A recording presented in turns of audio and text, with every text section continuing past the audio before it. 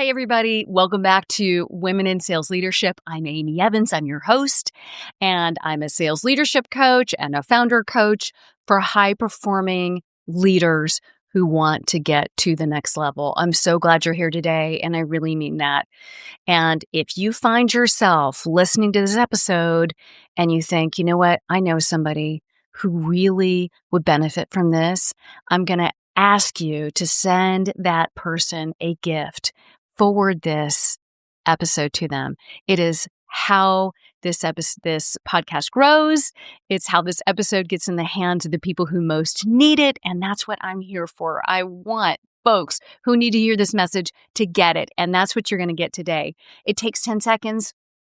And as a gift to you, for you, if you know you're ready, you want something more for your career, and you're considering either starting a business or the next step in your career, I offer a free career planning call, a next step planning call, if you will, on my website, amyevanscoaching.com/work with me. Sign up. I can hear you've been thinking about it. It's time to get into action, babe. Just do it. What we're talking about today, let's get to it. We are year one into me formally launching this business, and I want to take you inside the real journey. Not the highlight reel, not the wins, but what really started from day one and the hard things. You're going to learn all of the stuff and how I overcame it. So much self-doubt, identity crisis along the way. I'm going to give you a tool that you can use coming out of this episode that will help you get closer to clarity about what you might start to want for yourself. And it's a reflection thing. So stick around. I'll give that to you at the end. And the last thing that you're going to get from today is an opportunity, if you want to take it, which is to start the process of letting go of things having to be all perfect and beautiful, and being willing to just get in the dirt and play, honey, because that's what we came to do. We came to play. And here's what I need you to stay for. At some point in this episode, I'm going to tell you about the moment that I sat across from my coach, a woman with more than 25, this was me I'm talking about. I'm sitting across from my coach with 25 years of corporate sales leadership experience. I've sold hundreds of millions of dollars for companies, big companies, startups, Fortune 500s, all of these places that should make me say, oh, I'm so capable, right? And I genuinely sat across from my coach and I said, who am I? Who am I to do this, right? Stay with me, because what happened along the way is the thing I want all of you to learn from me, so that you can maybe fast forward through some of the muck that I went through, and also get some perspective for where you are in your process and an understanding about it. Let's go to the beginning, which is the dream.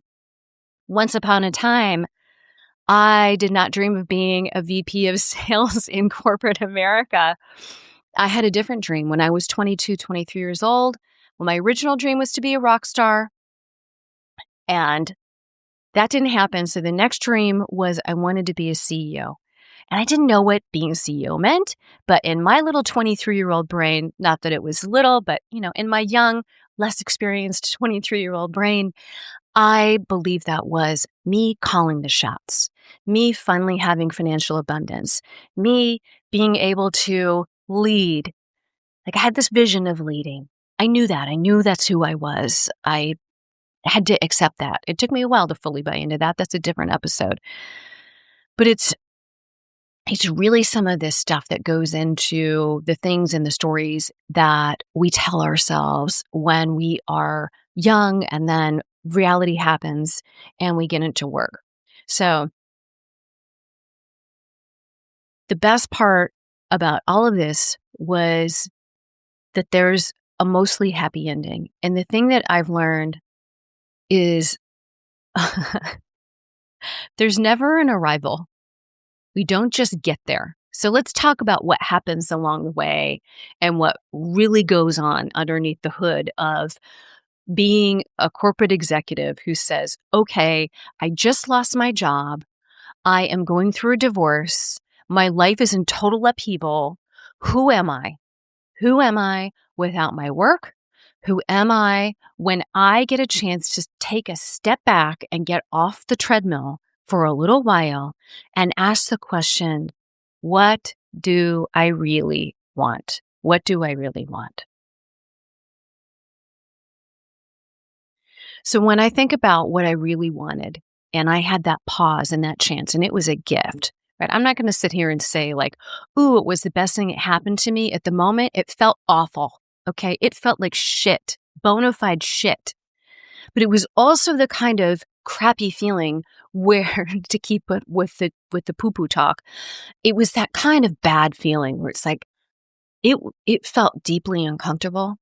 It felt mildly scary. And some little voice in me also thought, maybe this is my chance. Maybe this is the chance that I've been waiting for.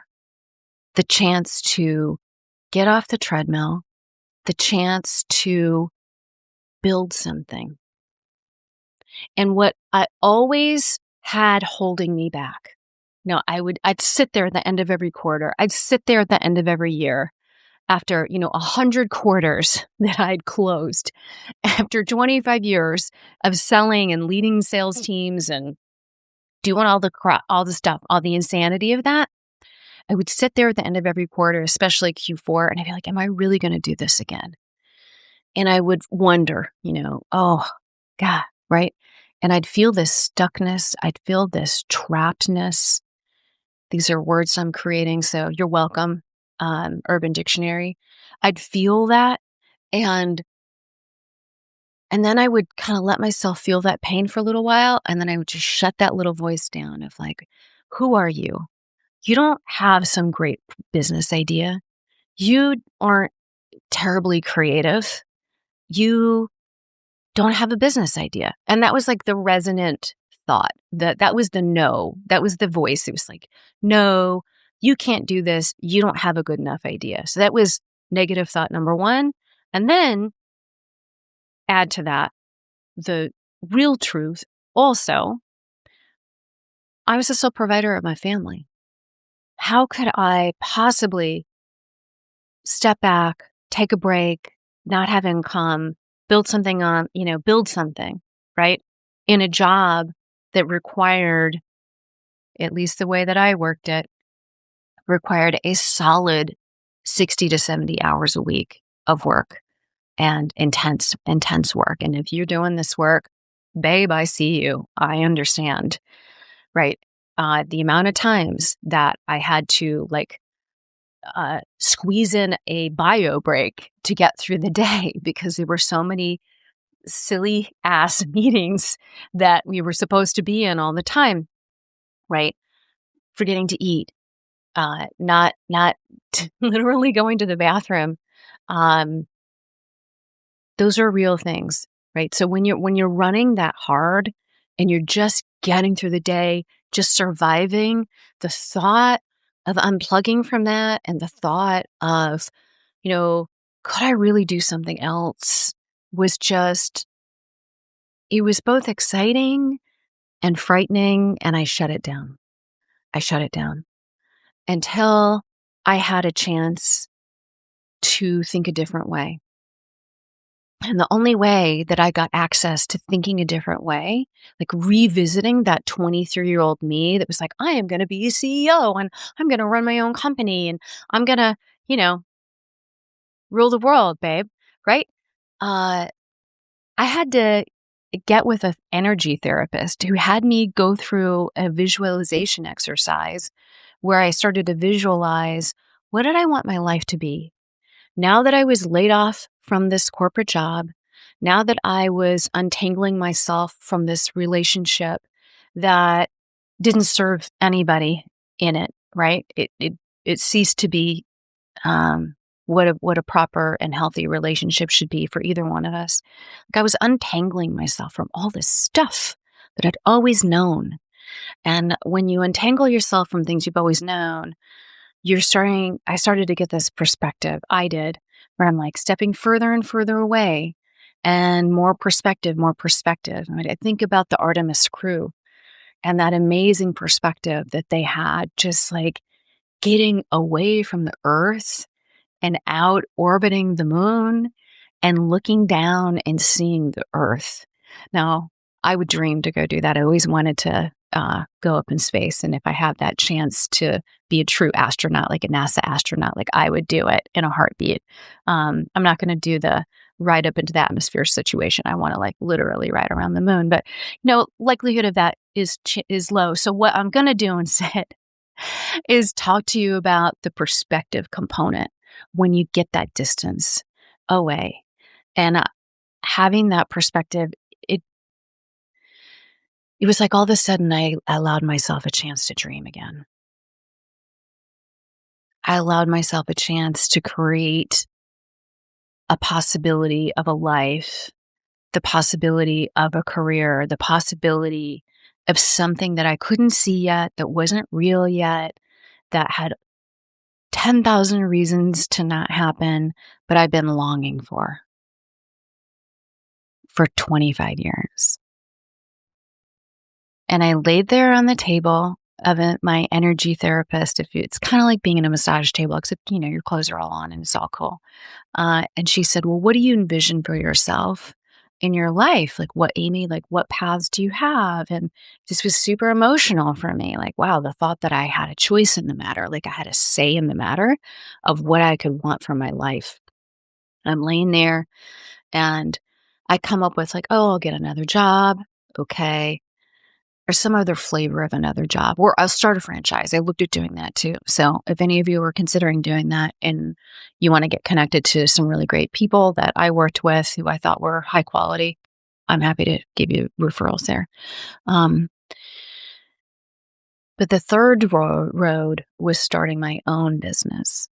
And when she asked me how I felt about all these, it was my own business part was the one I wanted the most, but that was the one that scared me the most for all the reasons I just told you, right?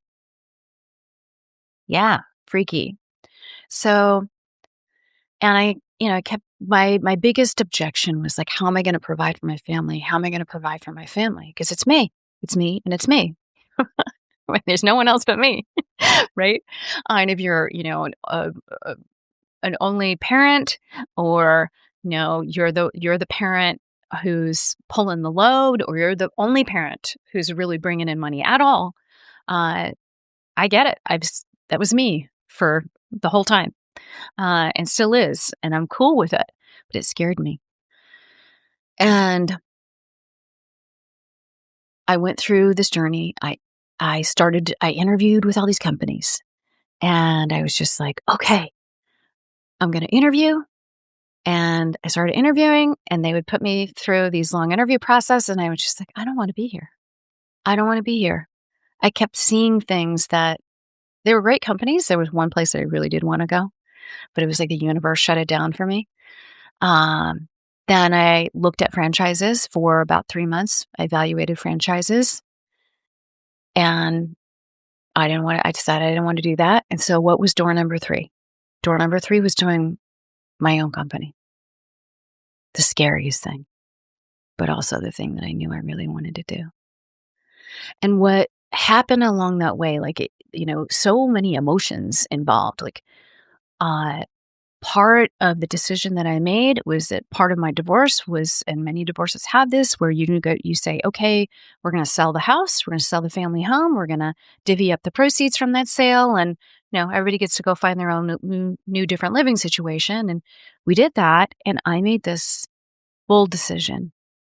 And I justified it at the time by telling myself, like, oh, the real estate market's really bad. I don't want to, there was not a lot for sale. I had this story around it, but the real truth was I wanted to have that money so that I could fund my business with it. You want to talk about gambling? So all of a sudden, I was putting myself in this position where I had a place to live. I was renting. I'm renting a place, and I have this cash that I can use to fund my business. No longer was I freaked out that I wasn't going to provide for my family.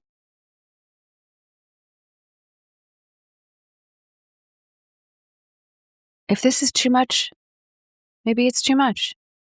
And I'm not asking you to sell your house. You don't have to. Just what happened in my world. But I feel like if you have to know the truth in order to understand how these things work and the kind of sacrifices that you choose to make when you see what you really, really want for yourself and your life and the kind of investment that you're willing to make for yourself and your life. And so, I've gambled big on myself before, but never this big, never this big.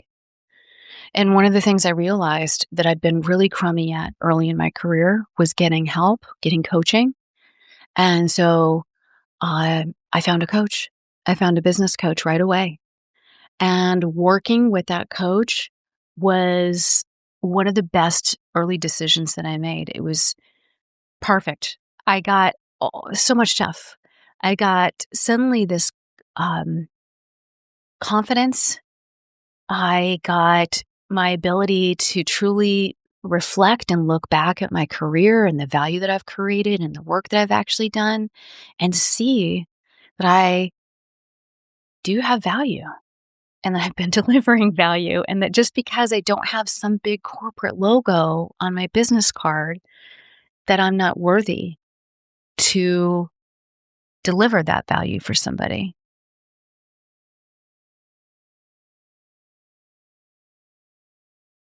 I remember sitting there when I'd met this coach and I was deciding to hire her, and it was an investment to hire her. I mean, I had the money, but it was a good chunk of money. It was the kind of money that you would spend on a really nice vacation for your family, like really nice. So do the math on whatever that amount is for you, and that's how much it was. And I'm sitting there deciding if I'm going to hire her or not, and I was sick to my stomach. Not about the money. I was sick to my stomach because if I spent that money, then it meant that I was really doing this. So much of big jumps, like starting your own business, every time I've made a big, huge jump forward in my career, it is about identity. And when you embrace a new identity, you have to let go of the old one. And it can be really painful because that old identity is like a comfy pair of jammy pants and I have a pair like this. We'll probably have a pair like this. It's like, these are the comfy pants, and you probably have worn them for far too long. They probably shouldn't be in your life anymore, but they make you feel safe when you put them on. You're like, oh, at least I've got my comfy pants on. I feel so good in them. I know what's going on in my comfy pants. I know how they're going to feel. They don't judge me. They know me. I know them. The identity that we build in our lives around who we are as a title, how much money that we make, whether we are an entrepreneur or, a business executive, right? Those are identities. Those are identities. And identity work, I've come to learn, like there's a name for it.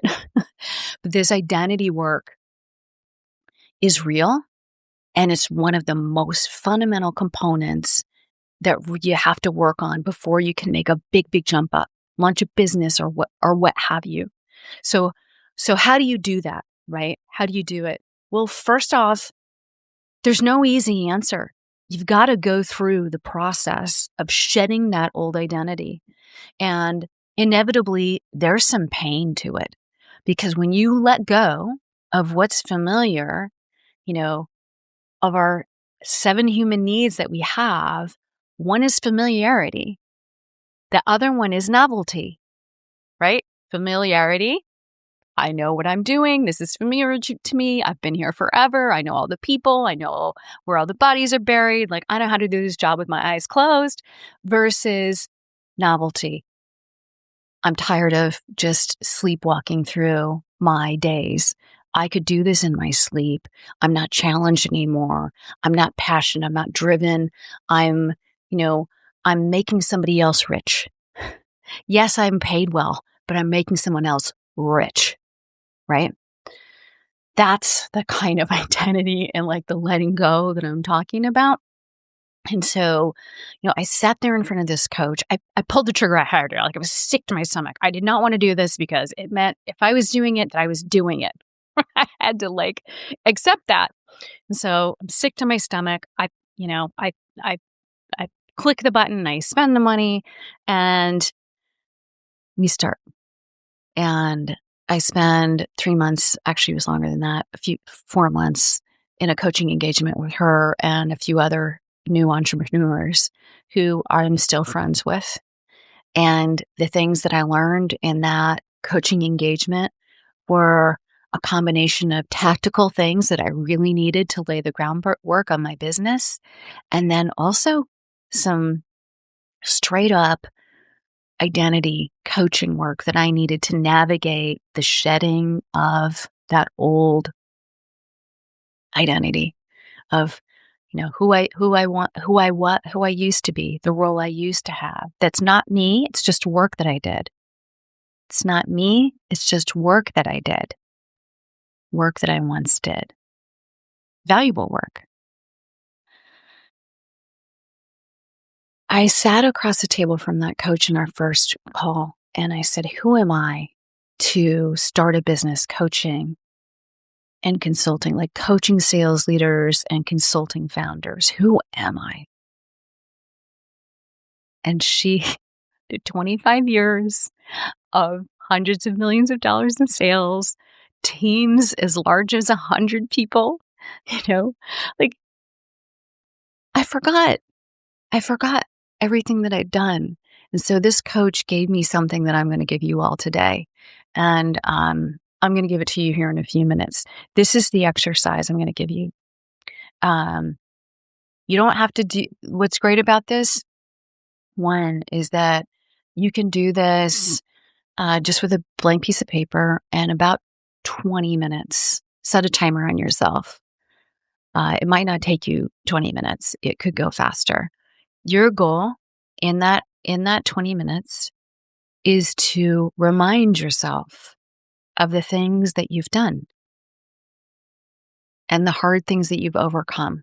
And this is what my coach told me to do. Write down the 50 things that you have overcome and accomplished in your life. And I was like, 50? She said, yeah, 50. Once you get going, you're going to hit 50. Keep going until you hit 50. And the idea is to write down both your personal and professional things that you've overcome and start at the beginning. Go as young as you want to go of the things that you've had to overcome in your life and start writing them. And what happened was when I wrote that list, first of all, it was a very emotional experience for me. I didn't expect that. Well, no, I didn't expect that. I'd gone from being emotionally dead inside to being someone who was very emotionally awake.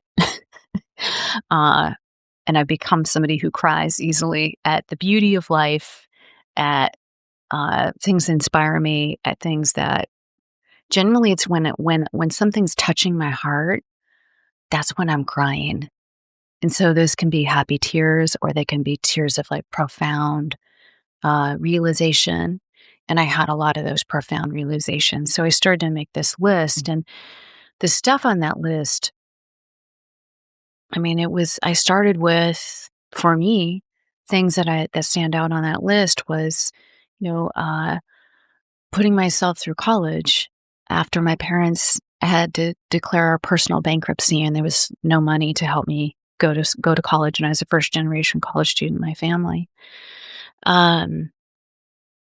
That was one thing on the list. And then I have so many more, so many professional accomplishments. What you'll notice doing this is you've done so much and you've accomplished so much. So whatever you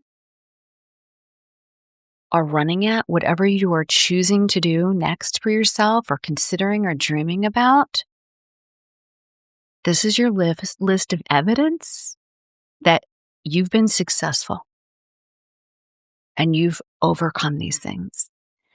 For those of you who came to play and want to take this on, this is a 20-minute thing that you can do. Amy, I don't have 20 minutes. Okay, fine. Don't take 20 minutes. See how far you can get with 5 minutes. The power is in writing it down, though. There is a legitimate connection, neuroscience connection between writing something down and having it like register cognitively for you. So that would be an invitation. You get to write all your things down.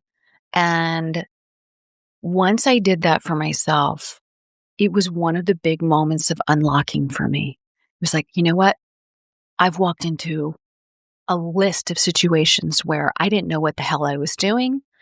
I didn't know how to get from point A to point B. There was a starting point and there was an end point, and I didn't know what the middle looked like. I didn't know what the plan was going to be yet for how to do that. And I just figured it out. And this business was going to be no different. No different. And so I just started. I had to let go and accept that people are going to judge me. And here's the reality. They're already judging me. And some of them think I'm silly and ridiculous. And some of them are like, yeah, girl, you got this. Do it. We love it. Okay, fine. If you don't like my stuff, cool, man. I get it. There's other people out there for you. I'm not your cup of tea. For the people whose cup, if I'm your cup of tea, babe, I am doing this for you. I am here for you. I talk to a camera for 30 minutes. And I know that my face isn't perfect. I know my hair isn't perfect. Nothing's perfect because it never will be, never has been. All we have is what we are choosing to do and embracing the fact that it's not going to be perfect.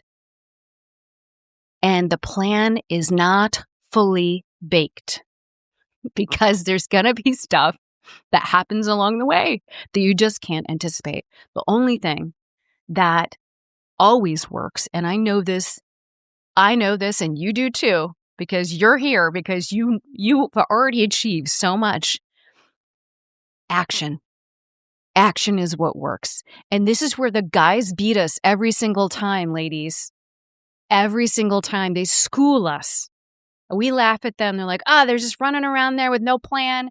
They're just, going, doing stuff. They're not even thinking about it. Yep. Yes, they are. They're going out there with no plan. They're just running out there, just doing stuff. And when we say, guess what? I can do stuff too. I don't have to have it planned to hell and back. I don't have to have it be perfect. I just got to get out there and get going. And the plan's going to come together along the way. Or I can have a sketch of a plan. Doesn't have to be perfect. There's no perfect. Doesn't exist. Maybe in nature it exists. The beauty of the creations of the world are beautiful and perfect. We are beautiful and perfect. That machine, that body you're running right now, that brain, that is beautiful and perfect. Yeah. The work we do won't be. Can't be. Not when you're learning.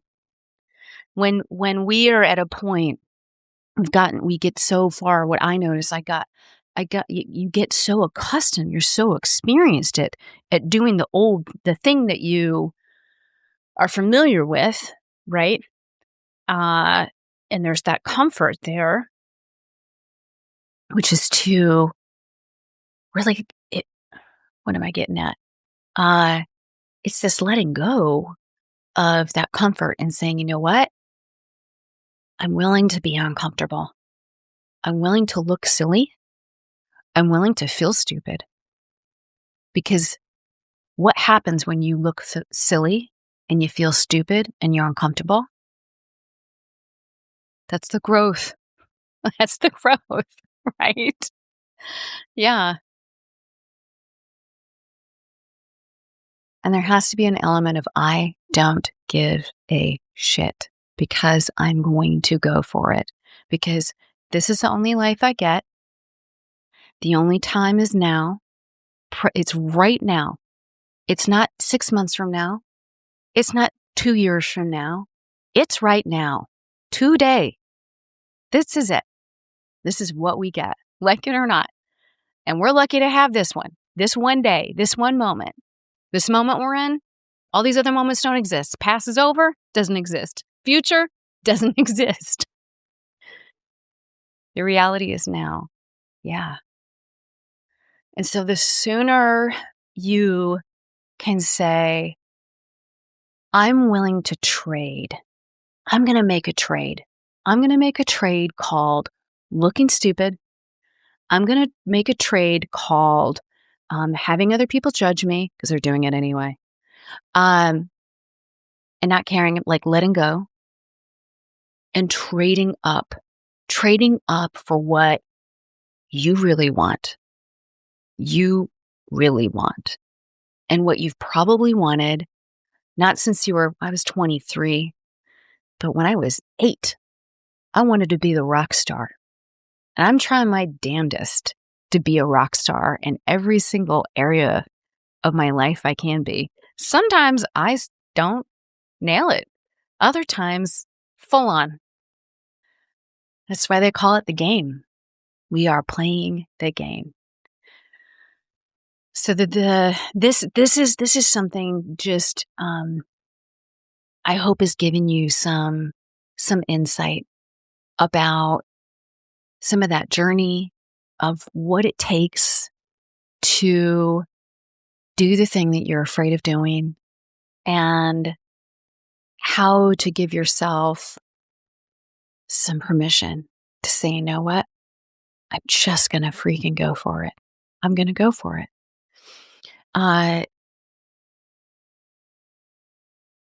The things that for today, if you're going to play the game, go remind yourself of all the amazing stuff you've done, of all the hard things that you've overcome. Go write down that list of 50 things. Do it. 50 things that I have overcome in my life, personal and professional. Go write it down. You will be amazed at the stuff that gets on that list. It might move you. It might inspire you. It might awaken something in you that's been sleeping for far too long, right?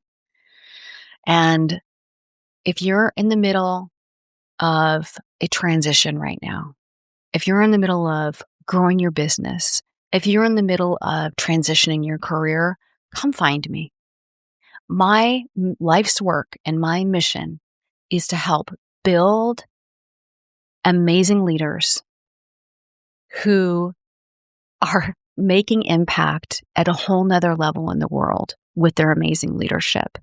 And along with amazing leadership usually goes a lot of career progression, a lot of balance in your life, and joy in the work. For founders, I just finished working with a founder, wrapping up an engagement to help that founder 5X the business and have a plan to truly make that real. 5X the business. Yeah. It only starts when you start to allow yourself to start dreaming again. And if you need help or want support in that path, I always offer a conversation with me. It's no cost. You're welcome. It's my gift to you. Come find me at amyevanscoaching.com/work with me. And I'll see you next time. Until then, just go for it, baby. You got this.